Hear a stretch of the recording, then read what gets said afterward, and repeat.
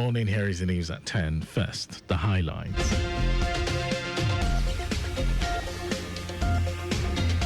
Lagos State set to host Maiden SEMA Conference 2025. Federal government urges World Bank to support Renewed Hope Development Program. On the front, in United States, President Donald Trump announces new tariffs on drugs, kitchen cabinets. And in sports, Nigeria's hurdler Toby Amuson rises to third in world rankings. And now the details. I am Mike James. All is set for the Maiden State Emergency Management Agency SEMA Conference 2025 with the theme Strengthening Subnational Emergency Management for a Resilient Nigeria. While briefing journalists from Thursday 2nd to Saturday 4th October, when the event will end, Permanent Secretary, Lagos State Emergency Management Agency, LASEMA, Olufemi Oke Osoyintolu, noted that the conference, in partnership with the National Emergency Management Agency, NEMA, will bring together emergency managers, policymakers, development partners, security institutions, private sector leaders, and civil society representatives from across Nigeria's 36 states and the FCT. Oke Osoyintolu said the national conference will chart a new course in emergency management with sessions to feature keynote addresses, technical discussions, and cross-sector collaboration, with a live simulation exercise at the Lagos State Emergency and Relief Rescue Camp Igondo. According to him, the simulation exercise will demonstrate coordinated multi-agency response to complex disaster scenarios, underscoring Nigeria's capacity for resilience. Oke Osoyintolu noted that Lagos was selected as the host state due to its success stories in emergency and disaster management, which other states want to learn from. We all agree with me that Mr. Babajide Olusola Sanwo-Olu, the governor of Lagos State, has invested so much in emergency preparedness, in emergency planning, in emergency response, and in emergency reconstructions and rehabilitation. All the key circles of disaster management has been handled by the LASEMA boss said more than 3,000 casualties were attended to in 2023 alone, reflecting expanded capabilities, while over 4,600 road and motor accidents and 2,400 fire outbreaks have been responded to since 2008. The Legacy government has reaffirmed its commitment to positioning the state as Nigeria and Africa's leading hub for non-oil export, with a focus on building capacity, strengthening small businesses, and unlocking new markets. Permanent Secretary, Ministry of Commerce, Cooperatives, Trade and Investment, Olubemiga Aino, stated this while meeting with members of the Lagos State Export Promotion Committee, LSEPC.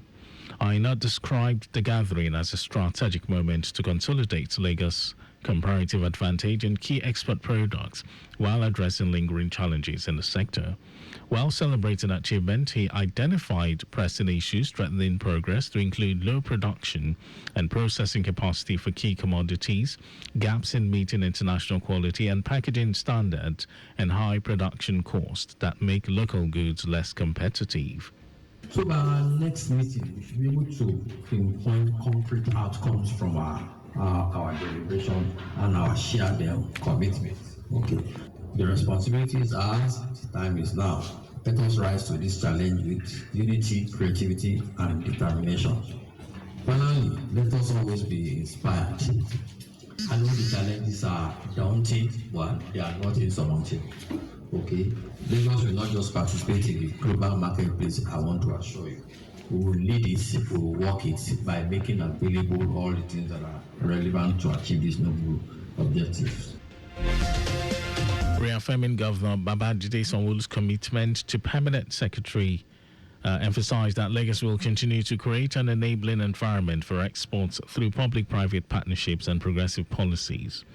The meeting had in attendance committee members drawn from the Ministry of Agriculture and Food Systems, Manufacturers Association of Nigeria, the National Agency for Food and Drug Administration and Control, Standards Organization of Nigeria, Nigeria Customs Service, the Police, the Nigeria Association of Small-Scale Industrialists, and the Nigeria Exports Promotion Council. The federal government has rolled out a new policy framework aimed at standardizing the procurement of medicines and health products across the country. Also, it declared a renewed commitment to combat rabies, aiming to eliminate the disease by 2030 in accordance with global health targets. Director General of the Bureau of Public Procurement, BPP, Maman Hamadu, who announced the new policy at the celebration of success ceremony for graduates of the Chartered Institute of Purchasing and Supply Level 4 qualification program in Abuja, said the move was designed to guarantee quality, affordability and value for money in Nigeria's healthcare system. He said the reform was part of the strategy to professionalize procurement and close long-standing loopholes that enable waste, fake drugs and inflated contracts. Amadu urged the newly certified professionals to register on the National Procurement Officers Management System, a database designed to strengthen oversight, promote transparency, and enhance accountability. And now to the rest of the stories. The federal government has urged the World Bank to back its renewed Hope World Development Program. Minister of Budget and Economic Planning Abubakar Bagudu made the appeal in Abuja at a meeting with the bank's new country director Matthew Vergis. Bagudu explained that the program, recently approved by the National Economic Council and coordinated by his ministry, is a transformative plan aimed at driving bottom-up growth and lifting millions out of poverty. The initiative is a grassroots-focused initiative designed to stimulate economic activities across the country and advance President Bola Tinubu's vision of a 1 trillion naira economy by 2030. The minister also said the initiative would map economic opportunities in all 8,809 wards across the country and support economically active citizens to generate more value. In his response, the World Bank country director Matthew Vergis hailed Nigeria for taking bold decisions in its reform process. Katsina State Government has uncovered and removed 3,488 unqualified and ghost workers from the payroll of its 34 local government councils and local education authorities. The purge followed a biometric screening exercise involving 50,172 staff, of which 46,380 were successfully verified, while the rest were exposed for presenting fake credentials, absconding from duty, engaging in fraud, or refusing to appear before the committee. Governor Diko Rada, who received the screening report, said the findings marked a turning point in sanitizing the public workforce and saving the state from waste.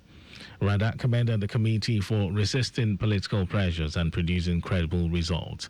Governor Rada said local councils have already saved about £500 million naira from the ongoing reforms, with projected monthly savings of 453.3 million naira if the recommendations are fully implemented. The governor noted that the cleanup will free up funds for grassroots development, explaining that despite high revenue allocations, many local governments still struggle to pay salaries due to bloated wage bills. And in some foreign news, United States President Donald Trump has announced a new wave of tariffs, including a 100% levy on branded or patented drugs imports from October 1, unless the company is building a factory in the U.S.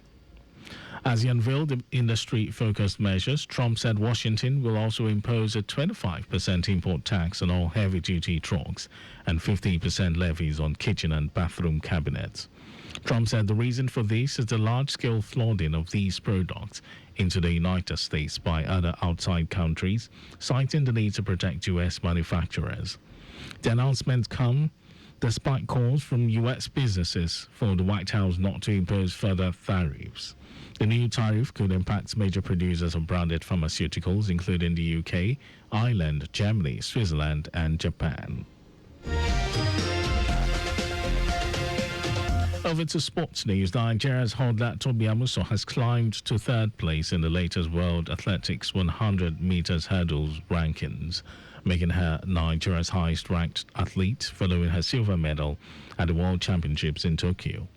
The The 28-year-old, who is the world record holder, rose from 9th place to 3rd after scoring 1,430 points, moving in behind United States' Greystock, who tops the rankings, and newly crowned world champion Ditaji Kambunji of Switzerland, who sits second. Amuson also made a major leap in the overall women's rankings, rising 40 places from 68th to 28th. She is currently the only Nigerian woman inside the global top 100 after Favour Ofili, who previously featured, dropped out following her switch of allegiance to Turkey and absent from the championships. That was our news at 10. Just before we go, carry out proper and adequate checks on your vehicles before setting out.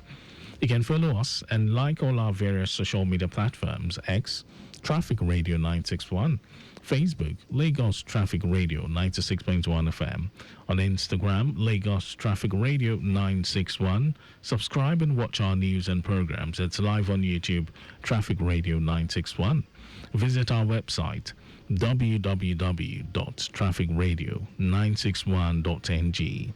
You can also listen to Lagos Traffic Radio live on My Lagos app for timely updates. Did you know that the Sanwo-Olu administration completed and unveiled Ijede Road Phase 1 in Ikorodu? You can always get more details on the Legacy Government website. And to end the news, here are the highlights of the major stories. All is set for the Maiden State Emergency Management Agency SEMA Conference 2025 with the theme Strengthening Subnational Emergency Management for a Resilient Nigeria. The federal government has urged the World Bank to back its renewed Hope World Development Program. And we also told you that United States President Donald Trump has announced a new wave of tariffs, including a 100% levy on branded or patented drug imports from October 1, unless the company is building a factory in the U.S. And in sports, Nigeria's hurdler Tobi Amuson has climbed to 3rd place in the latest World Athletics 100 meters hurdles rankings, making her Nigeria's highest-ranked athlete following her silver medal at the World Championships in Tokyo. And for contacts with the newsroom, send a message to info@trafficradio961.ng. That ends the news broadcast. It was compiled by Kayode Mafalashiri. Thank you, Lagos, for listening. My name is Mike James. Good morning.